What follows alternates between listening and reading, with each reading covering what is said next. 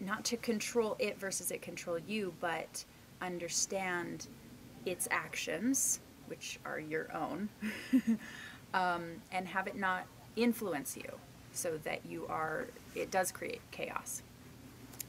So with the ego, we have equally your ego hero, your ego villain, and your ego victim. And so that is the relationship that you have outside of yourself to yourself. And that plays a huge part as well that we'll get into. It shows up to defend the position, your position, in the triangle, which your position is the role that you agreed to play. And what we mean by agreed to play is something happened a long time ago, and you either victimize yourself, villainize yourself, or try to make yourself the hero. And that's now the relationship that you have to the world. I am this to the world. I am a victim to the world. I am a villain to the world. I am a hero to the world. And then your ego in relationship to that, so that you can continue playing that role. I'll point out right now, the goal is not to find which one is the better character to play in this soap opera. It's not like, oh, I want to be the hero, you know, because we all want to be the hero. Right. Not necessarily. We'll get into why. And that has to do with perspective. Absolutely. But yes, the goal is not which character is the best one to play. Should we point out right now where the best stance is? I think I'll let you take that one. Best stance to be in this triangle is the center of it. It's a full spectrum perspective, capable of seeing from all shoes, all eyes, exactly what it looks like in that specific moment. You know, who's the villain? Am I the villain in this moment? Am I the victim in this moment? Am I the hero in this moment? And allowing that space to cultivate, to develop, culminate, to develop our understanding of our choice. You know, what choice do I make? Well, the choice I make is not a role. The choice I make is concerning my well-being. So what resonates, and what is the best choice for me in this moment? And that best choice is usually non-action. Being the observer. Being the observer. Remaining the observer, not participating in any of the aspects that may pull you into a triangle that will become a loop in your life and thus create your dementia. Chaos. Yes. It's really a fun game. I've been liking this game a lot. So we have a few requests. Yes. That, after giving you this introduction, so you know what you're about to get into. And we have a few requests. And the first request is to watch this video once fully through, and to take notes if needed, and to pay close attention to your thoughts and the feelings that come up while watching the video, that come up after the video, that come up in your conversations with others about the video. Thus, might you be villainizing us for what we're saying. Or for how we look, how we seem. You know, there's many, many aspects that may come to your conversation that allow you to enter into character slaying. And we're not making that bad or wrong. All we're asking is to be aware of it. Yeah, if you do what you do. Be conscious. Yeah. That's all this video is presenting, is to become consciously aware. So other request is, after you've watched this video once, twice, however many, there's a process of transmutation. So take the time to have inner reflection, to have compassion show up for where you're at, where maybe you've been creating other people, seeing that reflection, and maybe they're quite similar to where your position is. So having compassion for that, hence then creating a neutralization of all of that energy. Without complaints. Without complaints. Yes. Complaints is victimization. Yes. Direct. Yes, and can potentially be villainizing to someone else. Indirect, exactly. Be in silence. Pay attention to the voice inside. I think you went over that, right? And then also, once you've kind of gone over that, ask someone that's in your life, someone that you trust, someone that can be an objective observer, having no intent on what you're going to be discussing with them, and or need to correct you. Exactly. Basically just a sounding board, someone that can be a reflection for you. If you don't, you mentioned... You can use video. Video is the best, because then you can see your own, you can play it back, and you can see your own inflections, your own reflection as you're working through your pieces, your bits. A mirror works just as well. It's, you know, all about being able to see yourself. Sometimes it's easier for us to see ourselves through others' eyes than it is to see through our own eyes. If nothing else, dialogue with a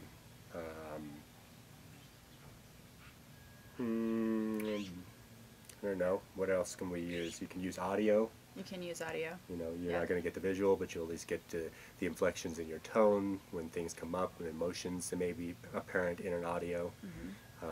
Any form that will allow you to create a reflection back. Yes. I like the idea of either videotape or audio tape, because then everything is documented specifically, including tone. And yeah, a lot of the times the things that we either write about someone else, or, you know, that we want to share with other people, a lot of it is really needs to be played back to, you know, ourselves. You know? Yes. What's that term they use that I like? Send it, or return to sender. Return to sender, yes. Return it to source. Return it to source, exactly. Anything that can be projected onto you from someone who's maybe villainizing you or whatever, if that doesn't feel good, return it to sender. If it doesn't resonate, don't give it a residence. Yeah. This is your sanctuary, and these are tools to help build a safe sanctuary. And healthy boundaries. That's a good point. There's nothing wrong with creating healthy boundaries. Nothing at all. It doesn't mean that you're selfish. It doesn't mean that, you know, you're making them wrong. It just means, hey, these are the boundaries so that I can reflect on myself and learn and process, and thank you very much on your path.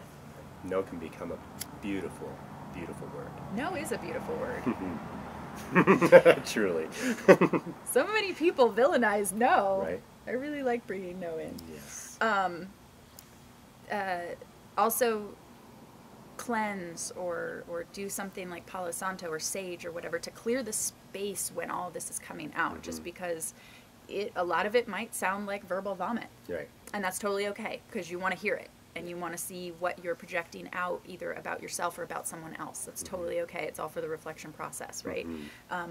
But just while you're within that space doing it, clear. Use teas. We're drinking this what was this? It's Pvhi. Pvhi. And it does what? It heightens your awareness and brings in clarity. It calms your nervous system. It's a Chinese tea, and it'll be listed in the links below. So I think we should get started with all of our players. Yes, let's get started. Let's tell the story. So we have the hero, which is characterized as powerfully confident. Okay. Someone who is consoling, someone who always wants to, you know, come around and be like, oh, it's okay, everything's going to be fine, you're all right, validating you, kind of the referee or the rescuer, the person who comes in to save the day.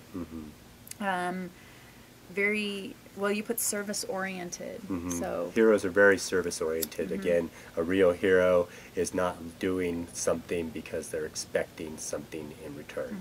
They're doing it out of integrity, out of honor for life, out of the ability to share authentically, out loud. And then we have the villain, who always accusatory, never really retrospective, which can be victim. We'll get into that as well. But visible interference. Do you want to elaborate on that one? So the villain, as we've seen in all of our movies, is always right out in plain sight. Even in the movies that, you know, hide them, somebody sees them. Somebody's witnessing their beginnings, their plotting, their scheming. Someone has bared witness to their anger or their depression. And that person may or may not have chosen to say something, but it's been witnessed. So when the villain comes into play, it's classic interference. It's, you know, in your face right now. You're in a situation that you have to deal with right now. And here is an opposing force that may be blindsiding you. You may have not expected it, but it is real, and it is here, and it is happening. So they're always trying to rule another, and in turn, they're the world. That is a villain's role. And then you have the victim to the villain, which there always has to be a villain in order for the victim to be there. And that's the person who is always defending oneself. It's not my fault, it's not my fault. Right. And it is the most common to fall into, absolutely. Sure. Everybody is a victim at least once a day. Sure. At least once a day. So this does not exclude anyone. But yes, always defending oneself. Always feels like the world is out to get them. That's an extreme, but yes. Low self-esteem, low sense of self-worth, making others wrong, invisible variable. What did you mean by that? So in the victim is the one that is not seen until something happens to them.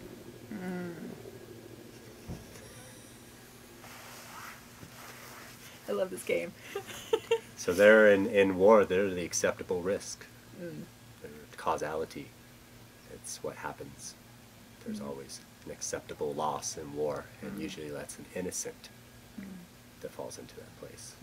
And anyone can be an innocent. Just to give another classic example from our entertainment industry, the typical scenario where the villain and the hero are battling each other for the damsel in distress or whatever the scenario may be, usually is also a show of force in such a way that many end up being destroyed in the process. And those again are invisible variables until the moment of the event. But going directly into ego then. Yes, let's go directly into ego. Let's jump right into ego. Learn to like your ego. Like, give it a break. Don't villainize your ego. That's kind of not cool. It's still part of you. Right. Okay, so, but control does play a huge part in the ego. The kind of fight or flight. You want to take that on a little bit more? Sure. It's, you know, the ego is always feeling like it needs to defend itself or defend you, really is what its role is. It's defending you from some outside force. It's defending you from being victimized. It's defending you from the false hero. It's defending you from the potential villain. It's always out there going, wait, I got this. I'll go ahead and take care of that for you. And the piece in there that's non-beneficial is that you don't usually get the aftercare. So you're giving your power over to an invisible being and allowing that invisible being to rule your existence. And also with that, to villainize or victimize, or to make one a hero, you're trying to control others. So it's like what position you step in leaves only two options for the people around you. So it's almost like you can, whether it be conscious or subconscious, you know, that's the kind of control, that is the ego control factor, where it's like, okay, well, today I'm going to take on this role. And that means then automatically that those people have to be one of the other two. Or you will create then a third person, so that you constantly have your triangle and you constantly have your soap opera running. And you constantly have chaos. And that's where drama comes in, and people, you know, verbally talking about each other, and it's just chaos. It is chaos. And it's not healthy, and it's not conscious. It's not objective. It's not objective, no. It's incapable of healing you. Yeah, it's keeping you down. It's Yes. keeping you. It is keeping you a victim to it. Mm-hmm. So it's almost like this whole scenario keeps you victim to the scenario. Right.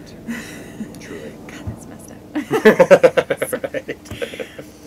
There's a lot of aha moments. Maybe that's where aha came from. Well, It's like, oh.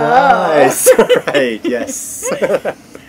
But yes, the ego's job is to be the player outside of oneself, almost as if being the physical participant, almost as if being a fourth player. Mm-hmm. So usually, to be an ego hero of one playing the victim. I think I went over all that. So even an interesting point that you just brought up, the fourth player is the ego is taking the role you should be taking at center stage. Yes. That's the fourth player. Which is kind of interesting then because, like, let's just say, for instance, if you see it as the triangle, right? Mm-hmm. And as if I was standing right here and how I said that I see my ego in front of me Mm-hmm.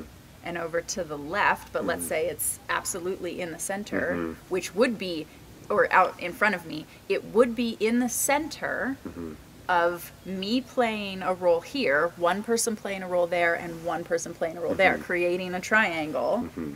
And then that's a really good point. Yes. I like that. And Your so ego. the ego is basically the only one, the fullest perspective, a full spectrum. Yeah. Which is where then you can make your ego your ally. Yes, absolutely. Step into your ego's role. Mm-hmm. And that doesn't mean step into the egoic Right. role. Huge difference. Huge difference. Look that one up. Yeah. It means step into the center as to Right. where, yes, that's accurate. I like that. It is the only one that's really viewing all of it. Mm-hmm. That's the reason why they're such great defenders. Oh, right.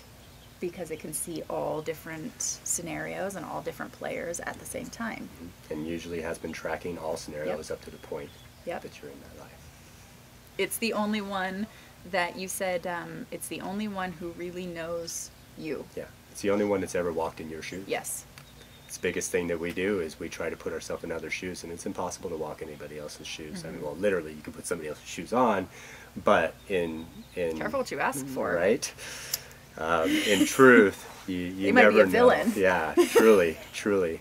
In truth, you may think you know somebody well, but you never know somebody as well as they may know themselves. And you can never speak for somebody, no matter how well you know them. You never know truly what they've been through. Even if you're their best friend, there's going to be a moment in a best friend's life that they hadn't seen something that their friend had done. So nobody but the invisible ego is capable of truly providing that full perspective. Yeah. And to continue then, remember that what you do to yourself, you agreed to. Going back then to whatever scenario happened to you a long time ago that created this program, and you automatically agreed to be one of the particular players. Like I said, it could be, a bully who, is constantly beating you up, and then now you're a villain and you bully people, And it's almost always going to be a trauma. Yes.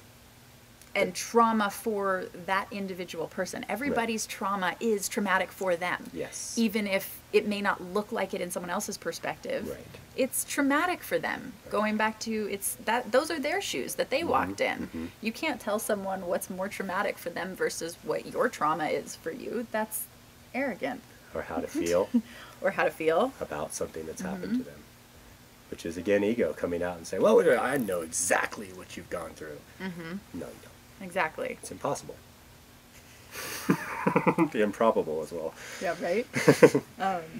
So for sometimes we deal... Oh, sorry. No, go ahead.